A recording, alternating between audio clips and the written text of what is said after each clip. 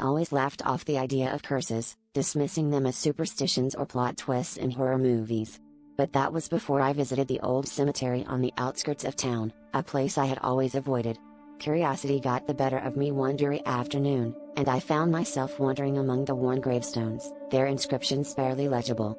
It wasn't until I approached a particularly ancient stone, half hidden by overgrown vines, that I felt an inexplicable chill run down my spine.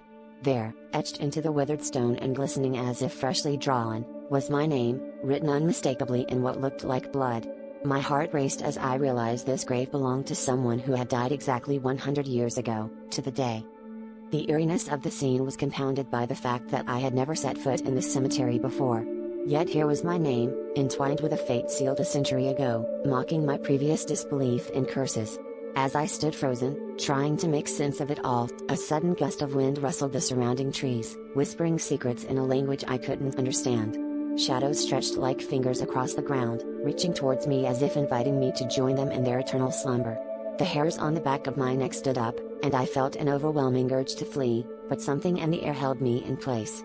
It was as if the grave was trying to tell me something, demanding my attention. Desperate for answers, I began researching the person buried there, hoping to find some logical explanation. I discovered that he was a local legend, known for dabbling in dark arts and cursed by the townsfolk for his sinister dealings.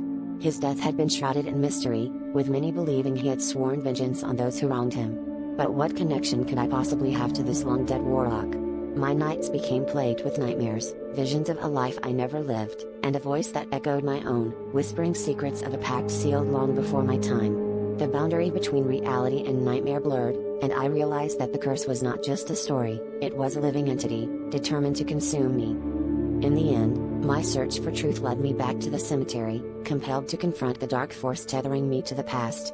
As I stood before the grave once more, a shadow emerged from the earth, its form shifting and amorphous, yet undeniably human. It spoke with my voice, recounting the sins of a past I never knew but somehow remembered. In that moment, I understood, the curse was not bound to the grave but to my soul, a legacy passed down through generations. The realization hit me like 1,000 icy daggers, and I knew there was no escaping it. As the shadow enveloped me, I felt the weight of a century's worth of darkness closing in, sealing my fate as another chapter in this cursed tale.